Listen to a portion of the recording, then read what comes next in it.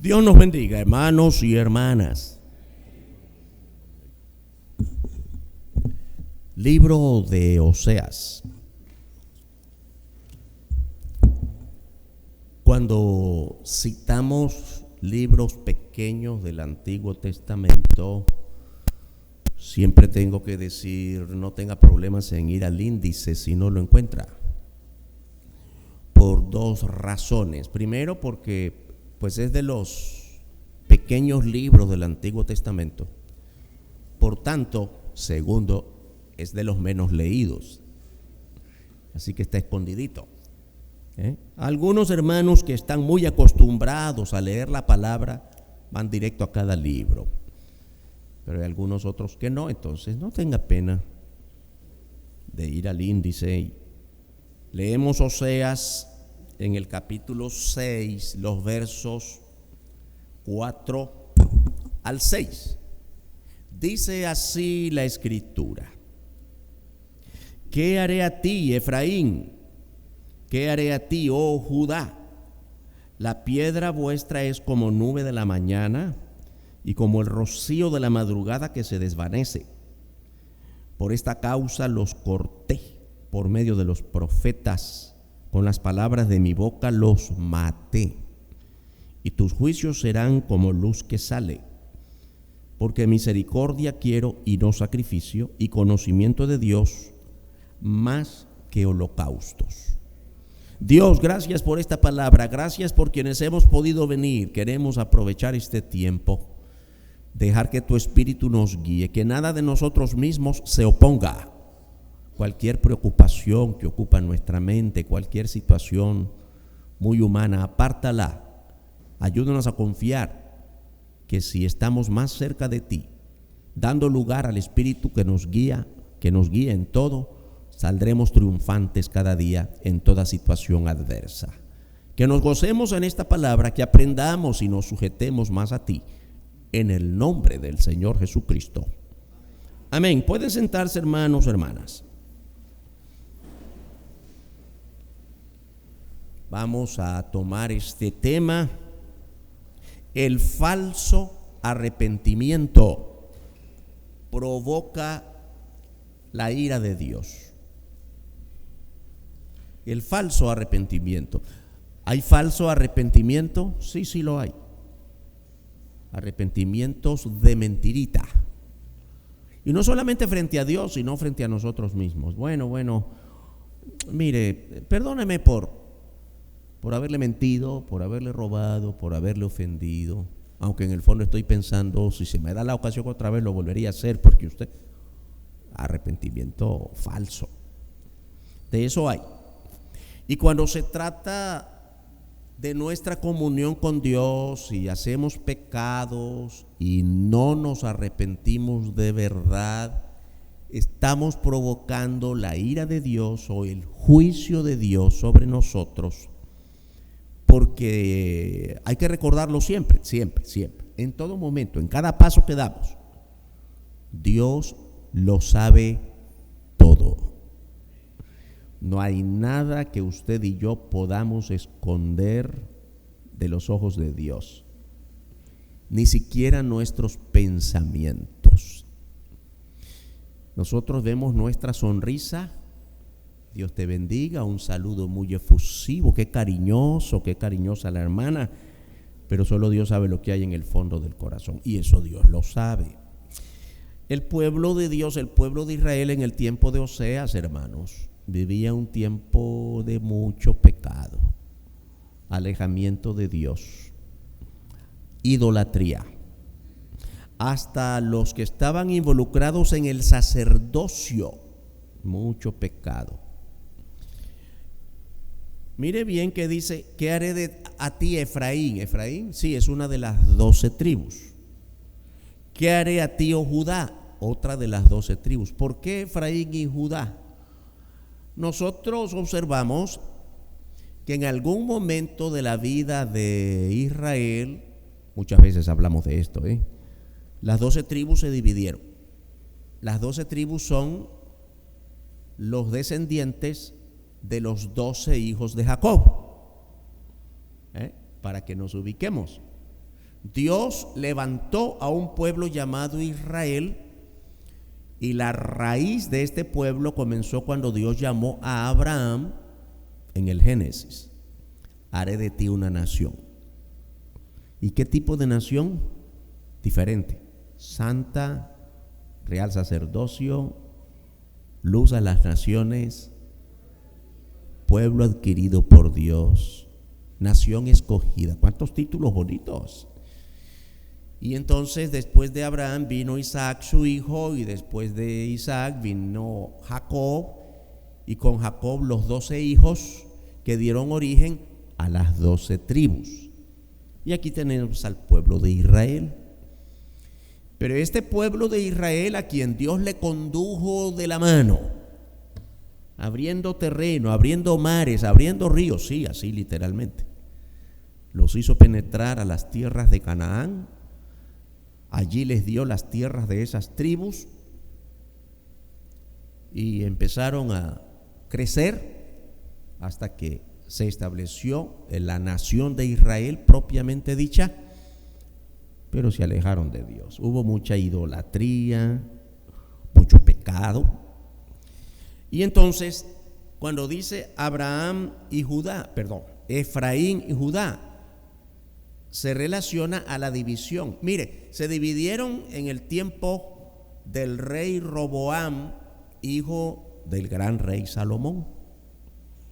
Roboam, el hijo de Salomón, mire, Salomón, el rey más sabio que aparece en la Biblia, pero el hijo Roboam no tuvo nada de la sabiduría de su padre, y como un rey muy pagano, no era pagano, era del pueblo de Dios, pero actuó como pagano, pecador, no pudo sostener a la nación unificada y se le dividió: 10 tribus al norte, 2 tribus al sur.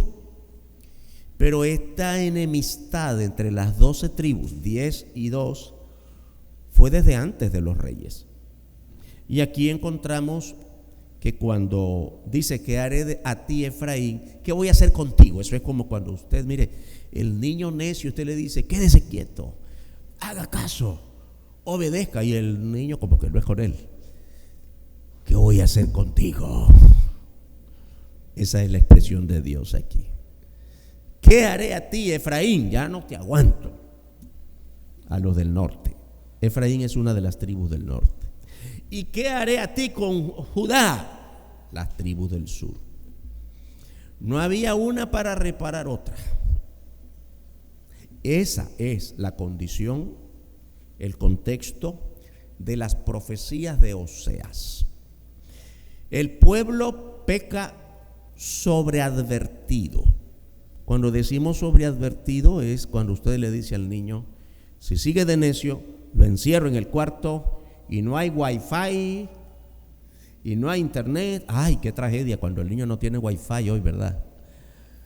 Mejor dele duro porque él sabe que se le va a acabar el dolor. Pero si le dice todo el día encerrado sin celular, ay, hermano, eso es trágico. Qué mundo el que vivimos. Pero hay madrecitas, ¿verdad?, que dicen que quieren al niño y cuando no lo aguantan: ay, no te aguanto, déjame cocinar. Le dan el celular, tome. Y el niño pasa feliz y usted ni sabe lo que está viendo. Y a eso le llamamos educación en la casa. Ok, así es. Así ocurrió en el pueblo de Israel. Pero cuando el niño usted lo castiga y le dice: ¿te acordás que te dije? ¿Qué quiere decir? Que lo único que está padeciendo o sufriendo son las consecuencias de su mala crianza, porque ya usted se lo había advertido. Si sigues así, te castigo.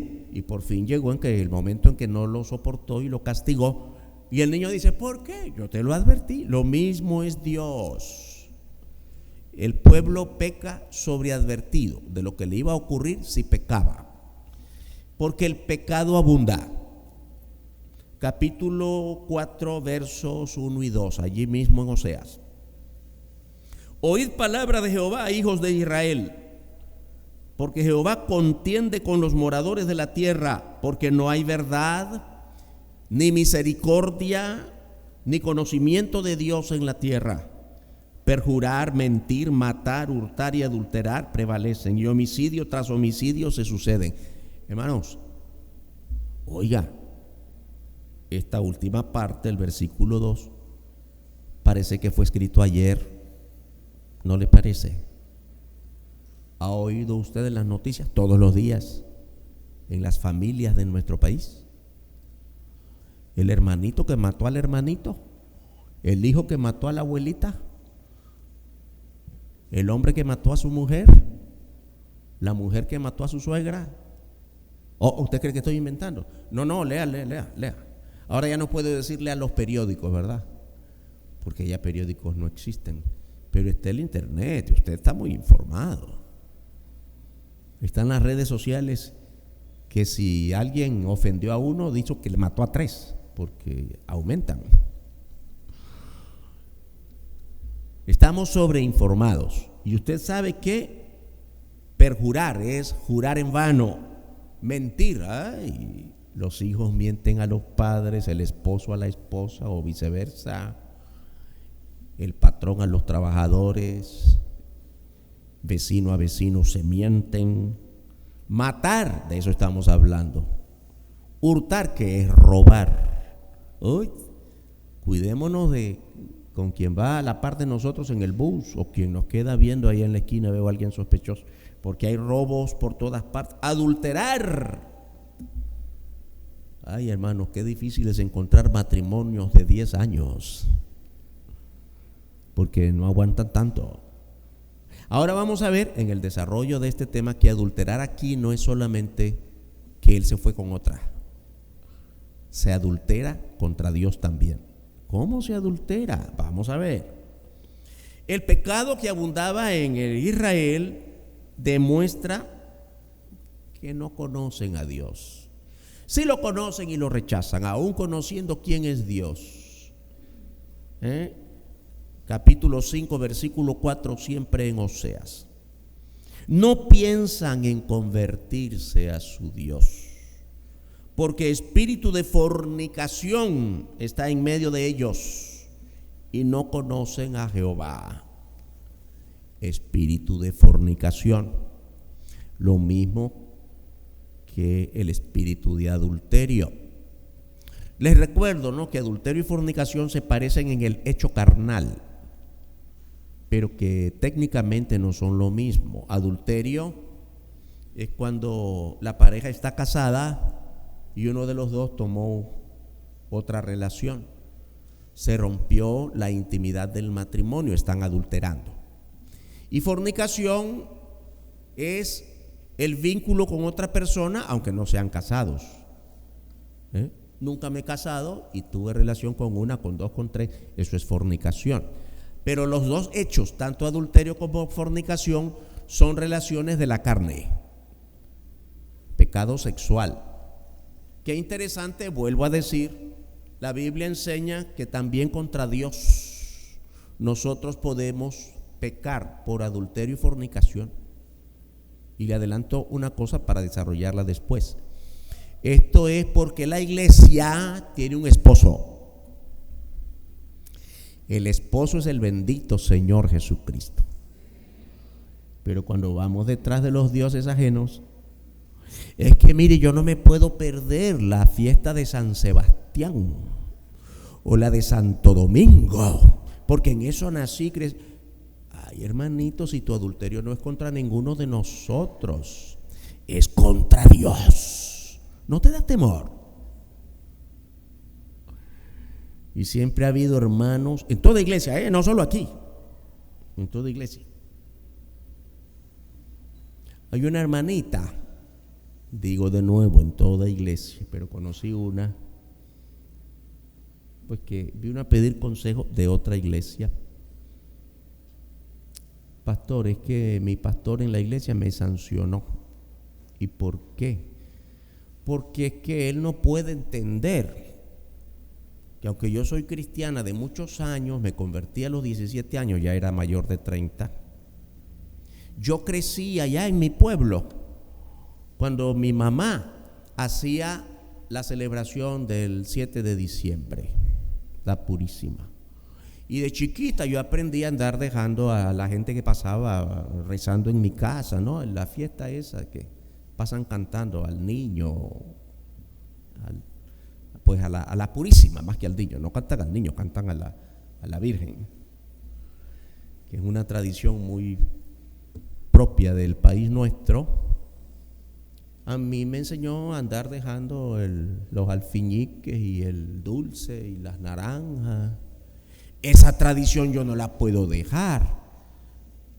A 30 y pico de años de edad, cada vez que en mi pueblo se celebra, yo voy a mi pueblo. Y mi pastor me sancionó por eso, fíjese. Ay, qué inocente. Eso se llama idolatría, hermana. Si usted no ha podido romper con eso, es que todavía no es parte del pueblo casado con Dios, porque Dios se casó, el Señor Jesús, Dios en Cristo se casó con la iglesia, Él es su esposo. ¿Y cómo se llama cuando usted se va del esposo y se mete con otro? Pues adulterio. ¿Comprende cómo cometemos adulterio contra Dios? Muy importante, porque Dios es celoso y sabe juzgar. Hermanos, porque son realidades.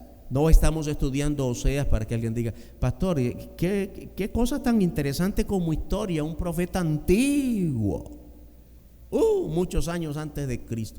¿Qué tiene que ver esa historia con nosotros ahora? Hermanos, pues tiene que ver con que Dios en aquel tiempo le dijo a Israel, mira, tu religión hipócrita, sacrificios de animales en el altar, y ya me repugna. Tantos animalitos por el pecado, si tu corazón no cambia.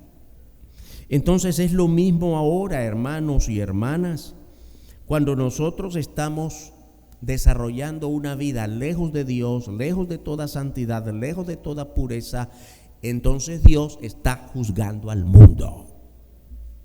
Estamos viviendo tiempos de juicio. ¿Usted cree que lo del COVID hace algunos años fue así de casual? ¡Qué casualidad! Que una enfermedad que mató millones en todo. No, eso se llama juicio de Dios.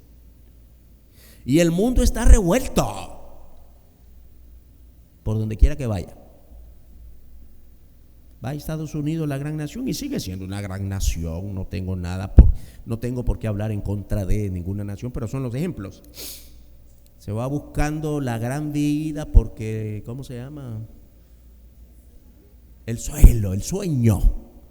Y muchos dicen, me vine porque eso no es un sueño, eso es una tragedia. Usted está al tanto de cuántos nuestros y de toda América Latina y del mundo pobre se van allá y mueren del corazón. Sí, porque nunca habían trabajado allá nunca habían trabajado aquí. Un trabajo duro, aquí se trabaja duro, pero allá se trabaja 3 trabajos al día, hermano. Me decía uno de ellos por teléfono hace una semana que me llamó, ay pastor, no me voy porque me da vergüenza que mi familia me reciba de nuevo. Pero aquí si usted no paga la renta el primero, el 2 están las cositas en la calle, sin argumento. Espéreme 2, no, yo no espero, cositas en la calle. Bueno, eso es en ese lado, váyase a Europa, vea las noticias. Millones de todas partes queriendo ir a la gran Europa y después se desilusionan porque creen que hay trabajo. No, ¿quién dice que hay trabajo? ¿Quién dice que abunda? Y que lo están esperando con no, hermanos. Y digo todo esto para que abramos los ojos. Bendito el Señor que estamos aquí. Y nadie está diciendo que estamos en el mejor lugar del mundo. Nadie. Pero aprendamos a hacer la obra de Dios en las circunstancias en que nos ha tocado, porque el mundo entero está bajo juicio de Dios. Y la iglesia de hoy está bajo juicio de Dios, como el pueblo de Israel lo estaba en el tiempo del profeta Oseas. Por eso es que estamos hablando de ese tiempo. ¿Qué es lo que estorba? ¿Qué es lo que estorbaba a Israel en su comunión con Dios? Su falta de conversión, que no eran un pueblo convertido a su palabra, quizá como muchos en toda iglesia aquí en nuestro país. Ay, las iglesias se llenan, hermanos. Ahora, tenemos que preguntarnos cada vez que nos reunimos, ¿usted cree que si Cristo viniera en este mismo momento para llevarnos, porque estamos esperando que Cristo venga por nosotros? Amén. Ahora, si Cristo viene en este momento por nosotros, ¿cuántas personas sabemos aquí? ¿Usted cree que toditos nos iríamos? Yo deseara que sí, que no se quede nadie y que nos vamos con Cristo. Pero yo no sé, lo sabe usted, sobre usted mismo, sobre usted misma, y no puedo saberlo sobre el otro, usted tampoco. Tenemos que estar absolutamente seguros de que no importa si Cristo viene hoy a medianoche o mañana, en un año después, me voy con Él. Ahora que dije me voy con Él, ¿recuerdan un coro? No lo vamos a cantar, Me voy con Él, me voy con Él, me voy con Él, me voy con Él. Yo no me quedo, me voy con Él. Cuando cantábamos en la iglesia donde yo crecí ese coro, habían 2 o 3, tal vez más, que no lo cantaban, porque no estaban seguros de irse con Él. ¿Usted está seguro de irse con Cristo? Asegúrese de no vivir como el pueblo de Israel en el tiempo de Oseas, que llenaban en el templo animalitos para el sacrificio, pero no estaban convertidos a la ley de Dios. Conversión, la palabra conversión es clave. Recuerde una cosa, en el Antiguo Testamento, el mayor mensaje de todos los profetas fue: conviértanse y vuélvanse de su mal camino.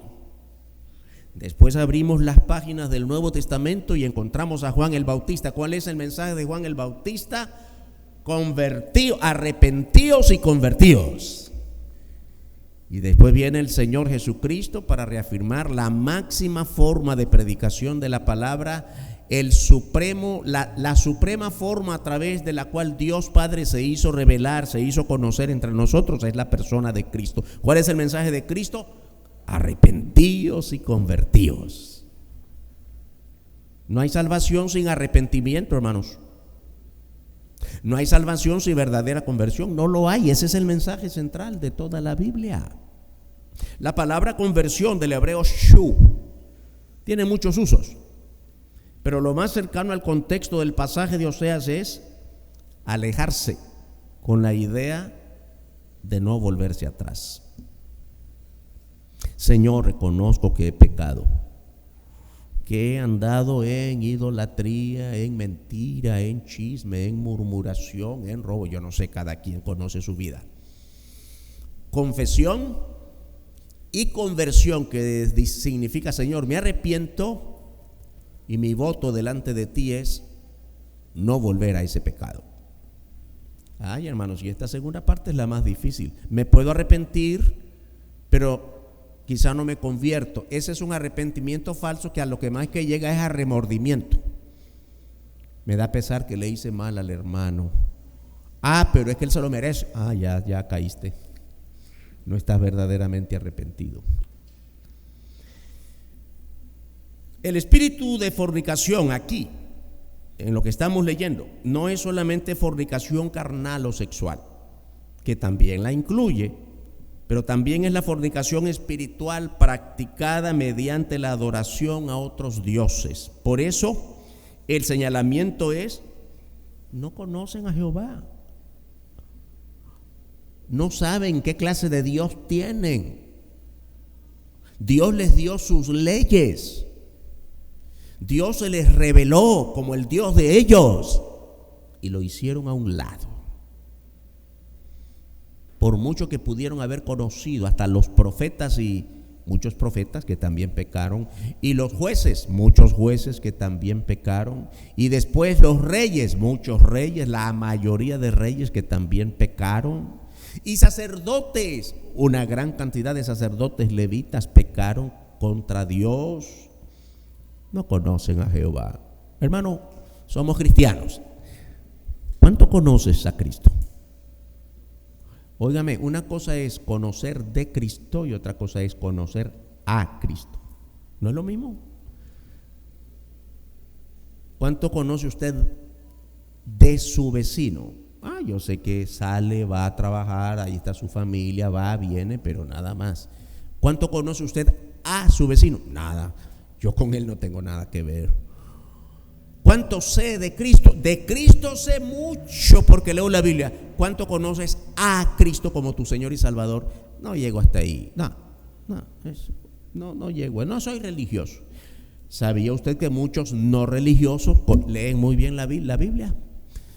O muchos de los grandes literatos, escritores de novelas, literatura pura, poesía, aún en nuestro propio país, pero en todo el mundo, grandes literatos, incluyen la Biblia, pero nunca creyeron en Dios, porque la Biblia es un libro de gran instrucción para la vida moral y libro de historia, un gran libro, pero nada más que eso, no es palabra de Dios para ellos.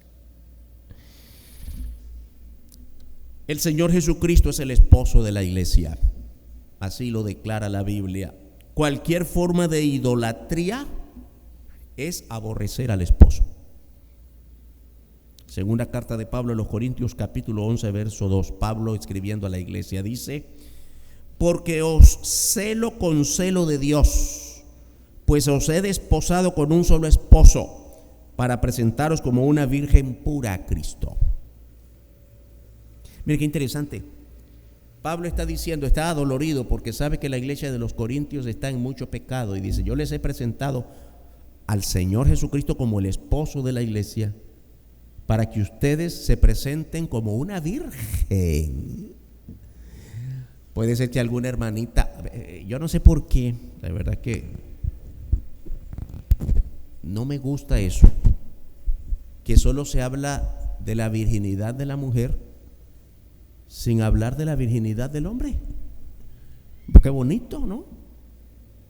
Me casé con una virgen. Sí, pero él había tenido como 10 antes de casarse, y ese no es ningún problema. Qué sociedad tan inmoral. En la iglesia no se hace diferencia entre hombre y mujer. La iglesia es una sola virgen pura delante de Dios. No importa tu pasado. Cuando encontramos la historia de la mujer samaritana, ¿recuerdan lo que el Señor Jesucristo le reveló para hacerle saber que la conocía sin que se hubiesen visto antes? Vete a traer a tu marido, a él también quiero hablarle. Ay, Señor, si no tengo marido. Sí, tienes razón.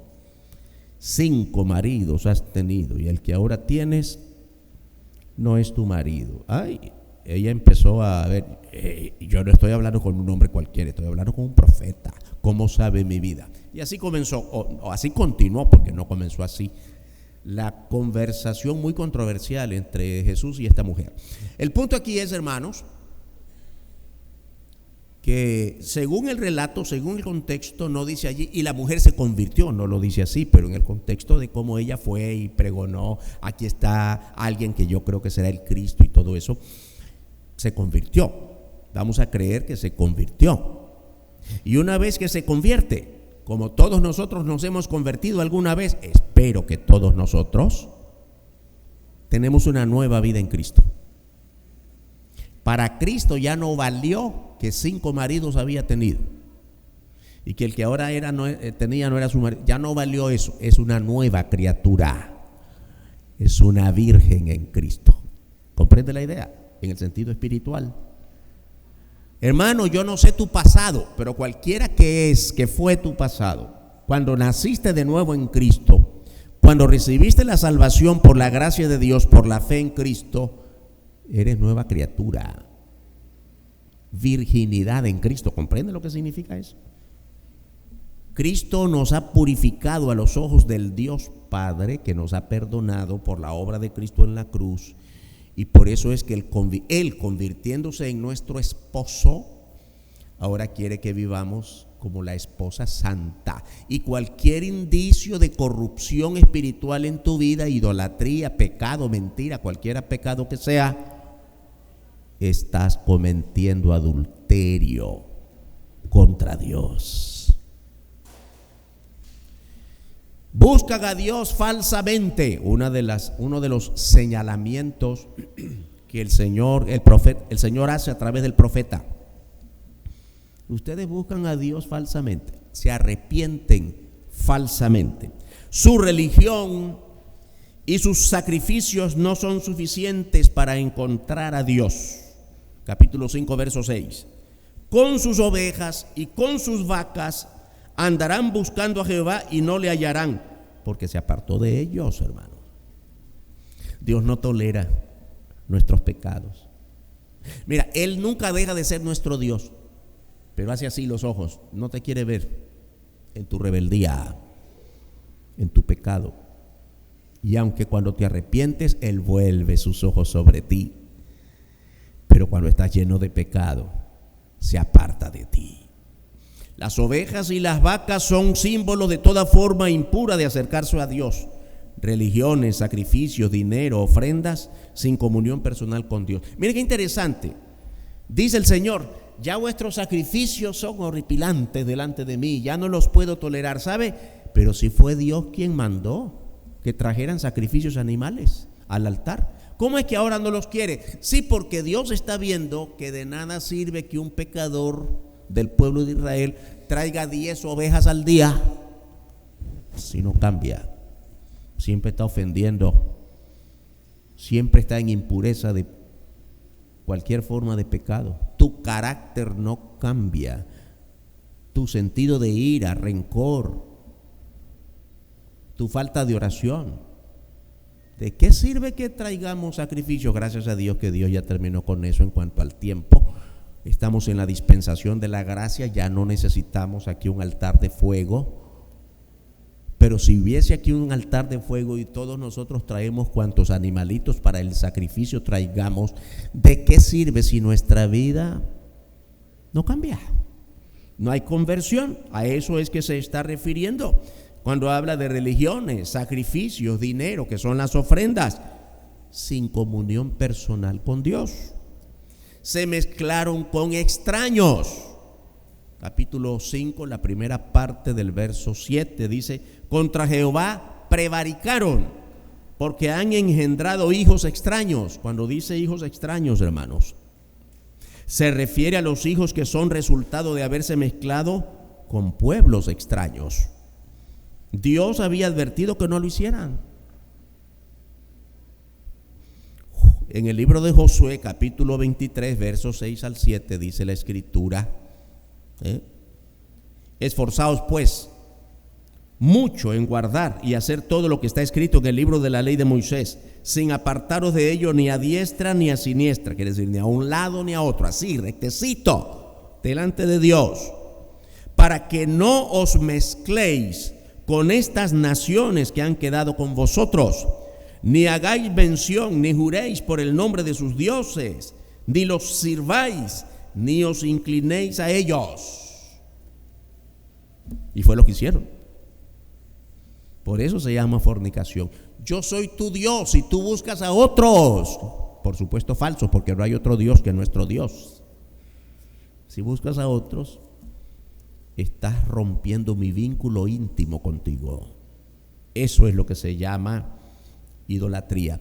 Y cuando el pueblo de Dios se juntó con otras tribus, que además eran enemigas, no solo eran extrañas, no solo eran otros pueblos, eran también enemigos.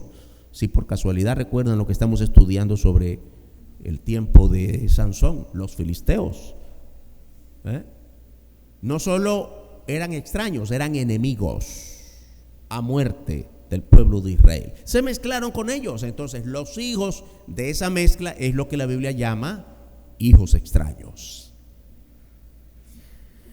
Pecaron porque les faltó conocimiento. Hermanos, una cosa es información y otra cosa es conocimiento. No les faltó información, porque leían la ley de Jehová todos los días en sus casas y en el templo. Muchas veces a la iglesia de hoy no le falta información, porque la Biblia está en tu casa. Y por mucho que la leamos aquí y la leas en tu casa, no basta la información. sino que la información penetre hasta tu alma, hasta adquirir conocimiento de quién es Dios. Conocimiento de cuál es el propósito de Dios para tu vida personal y para la vida de la iglesia en este tiempo del mundo. Así que no fue falta de información, sino de conocimiento, que incluye entendimiento. Entender la palabra, entender los propósitos de Dios para tu vida, tu familia y todo lo que emprendas en este mundo. Hermanos y hermanas, aquí vamos a hablar acerca del valor del culto. ¿A qué vienes al culto? Porque es que allí, mira qué alegre que cantan y me siento bien. Qué bueno, pero eso no es una razón fundamental. ¿A qué vienes al culto? Mire, es que ahí hay 2 o 3 personas que me caen muy simpáticas y ahí las veo y les saludo. También es muy bueno, hermano, pero ese no es lo fundamental. ¿Qué aprendes de la palabra de Dios cada vez que vienes para aplicarla a tu vida? Ahí es donde está el cambio, el valor de congregarse para vivir, como lo hemos dicho muchas veces. El culto por sí mismo tampoco es suficiente. Aprendí, sí, pero ¿para qué? Para vivir el evangelio allá afuera, no entre nosotros, porque aquí nos vemos cada vez que por allá vienes y te saludas, qué bueno, me sentí muy bien. ¿Para qué sirve eso? Entre más vengas, más aprendes, más vives el evangelio allá afuera. Y más te mueve eso a ganar personas para Cristo. Hermanos, una pregunta. Eso solo usted lo puede responder. ¿Cuántas personas ha ganado para Cristo usted en este último año? En los últimos 10 años, a lo largo de su vida cristiana. ¿Cuántas personas? Oiga bien, que no es lo mismo cuántas personas ha traído al culto que cuántas personas ha ganado para Cristo. Porque traerlas es bueno. Ay, qué bueno, tráigalas. Pero cuando digo la relación personal de darles el evangelio, ahora otra cosa. Pastor, yo le he hablado de Cristo a mucha gente, pero tienen su corazón cerrado. Tiene razón. Nosotros no podemos imponer a Cristo que el corazón de la gente.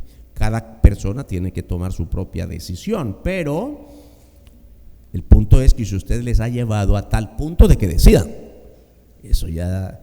¿Cuál es la relación personal que le mueve a usted a presentar a Cristo? No a presentarse usted mismo, a usted misma, sino presentamos a Cristo, que Él es el Salvador. Pero el valor del culto, hermanos, es que aquí es nuestra escuela para conocer más del evangelio, para entender más de Cristo.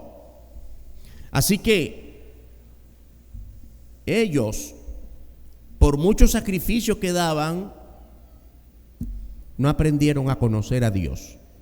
Que no te pase a ti lo mismo. Por mucho que vienes a la iglesia, no has aprendido a conocer a Cristo, a entender de Cristo. Necesitamos estar más reunidos como cuerpo de Cristo para aprender más de Él y presentarlo al mundo. Desecharon el conocimiento. No oyeron a los profetas, quiere decir. Capítulo 4, verso 6, la primera parte. Mi pueblo fue destruido porque le faltó conocimiento. Sabe que cuando hablamos, cada vez que hablamos del pueblo de Israel y fue destruido por otras naciones grandes como parte del juicio de Dios, se levantaron los asirios y el imperio asirio le cayó al norte, Israel. Mucho tiempo después se levantaron los babilonios, le cayeron a Asiria y asimismo le cayeron a Judá y los mantuvieron cautivos por 70 años.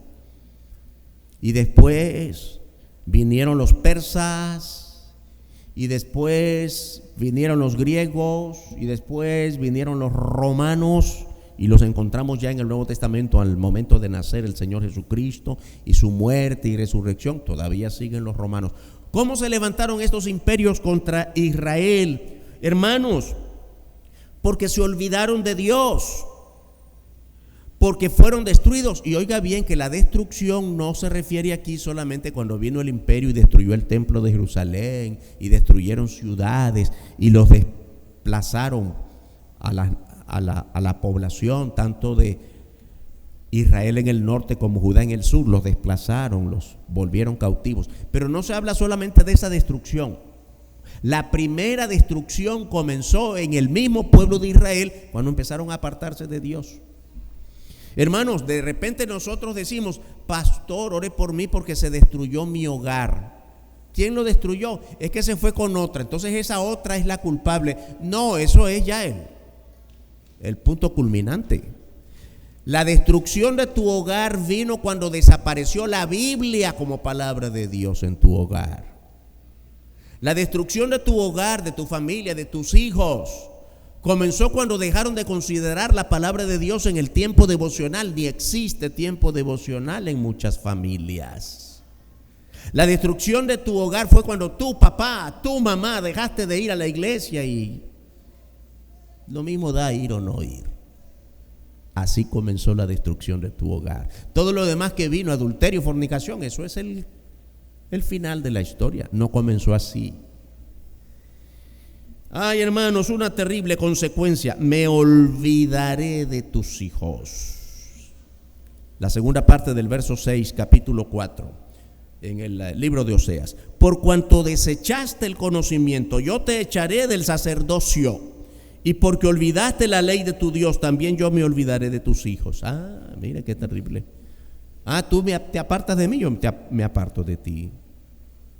Tú no me adoras, yo no te busco.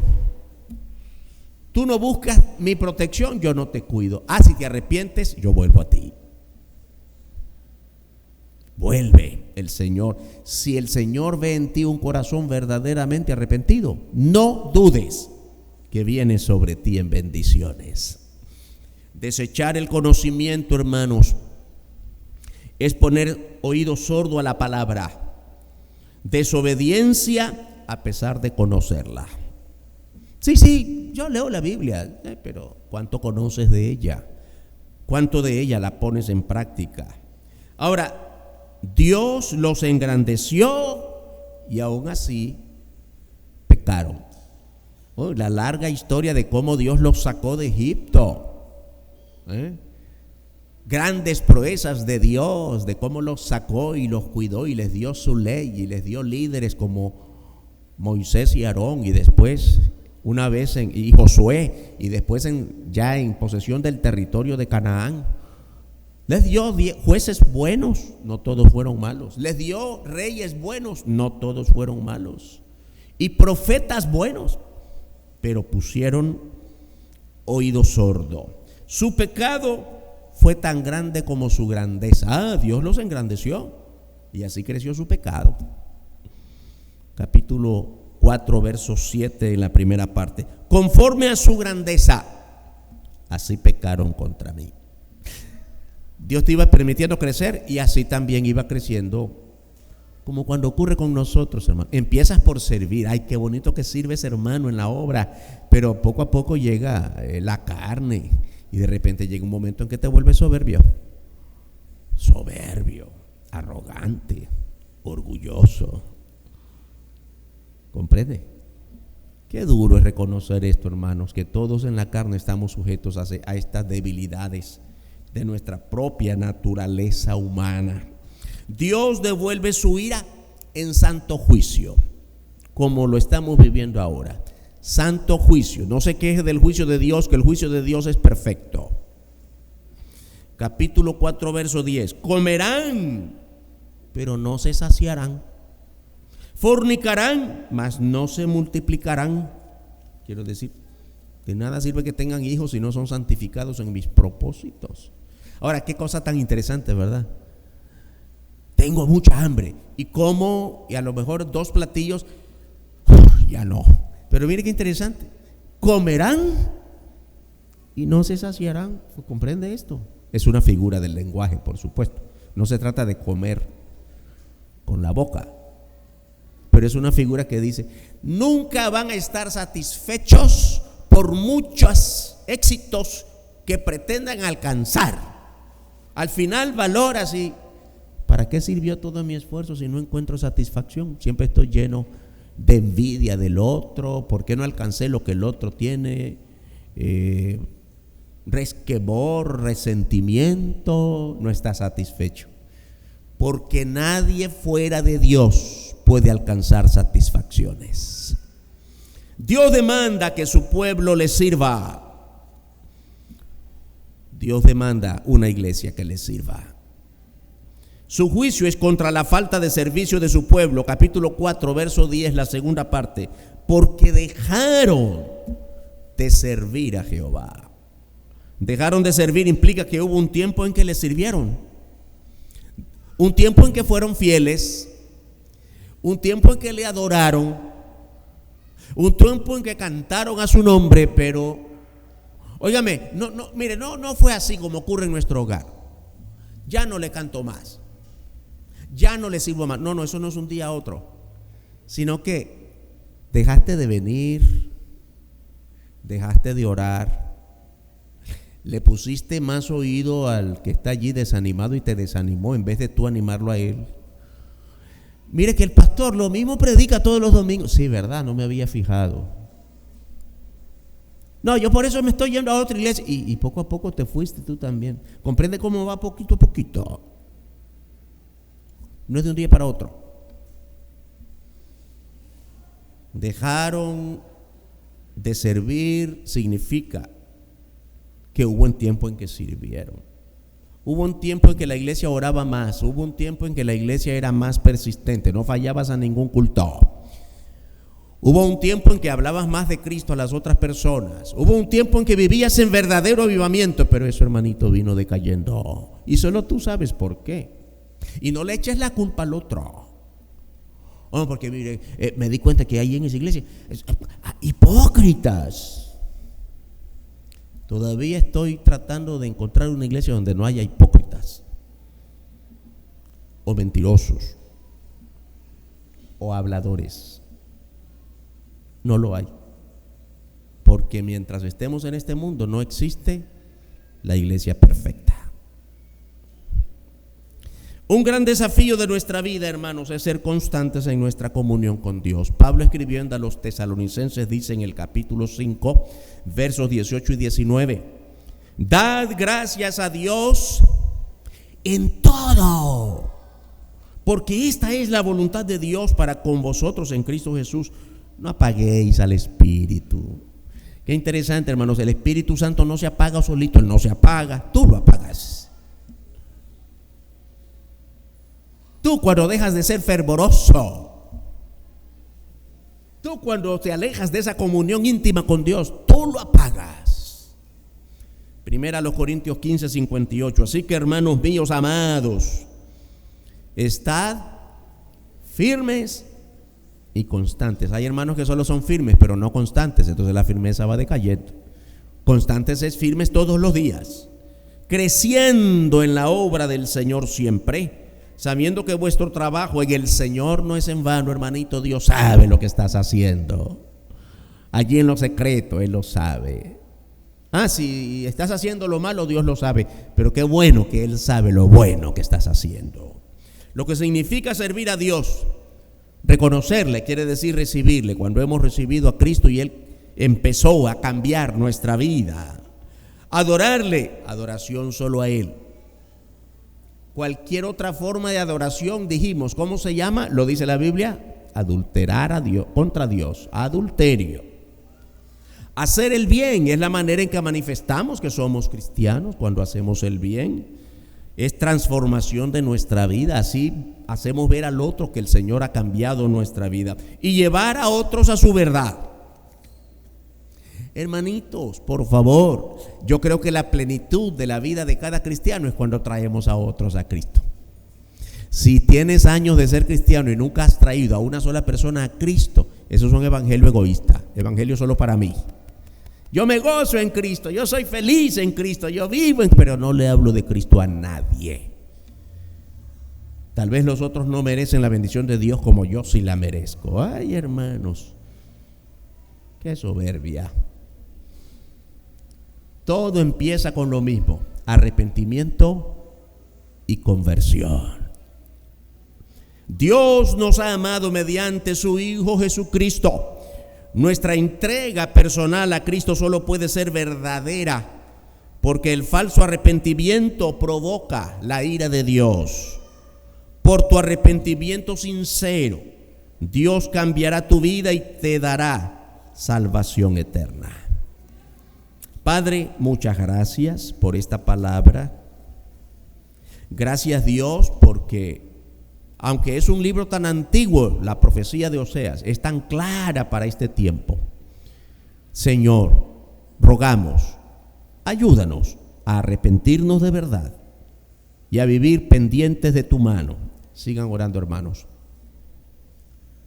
Hermanos, una oportunidad para empezar a hacer la iglesia que Dios demanda en este tiempo crucial del mundo, de nuestro país, de nuestras familias, de la iglesia.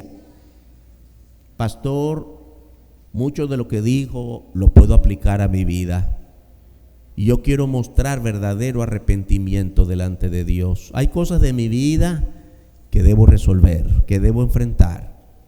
Hay cosas de mi vida que incluso no me dejan dormir porque tengo que enfrentarlas delante de Dios. Ore por mí en este momento para que mi vida se consagre más en la voluntad de Dios. Levanta tu mano, hermano. 1, 2, 3. Dios te bendiga, Dios te bendiga, Dios te bendiga, Dios te bendiga. Dios te bendiga. ¿Habrá alguien allá en el mezanini? Dios te bendiga. Dios te bendiga, hermano. Dios te bendiga. Pastor, gracias por esa palabra. No olvide, la palabra es para nosotros, yo también. Todos estamos en esta situación del mundo, de la carne, y estamos, hermanos, enfrentando las mismas situaciones todos los días. El maligno trabaja para hacer caer nuestra fe, y la única forma de que no caigamos es sostenernos en Cristo. Pastor, ore por mí para sostenerme más en la palabra. Levanta tu mano esta mañana. Dios te bendiga, Dios te bendiga, Dios te bendiga, hermano. Qué bendición saber que somos una iglesia sensible a la voluntad de Dios, pero que sea visible en el avivamiento verdadero que vivamos. Gracias, Señor. Tu palabra ha sido predicada. Rogamos que tu Espíritu Santo la aplique a nuestra vida para vivir en verdadero arrepentimiento y verdadera conversión, de tal modo que nuestra vida sea grata a tus ojos y útiles según tus propósitos. Oramos en el nombre glorioso y santo del Señor Jesucristo. Amén. Dios nos bendiga, hermanos y hermanas.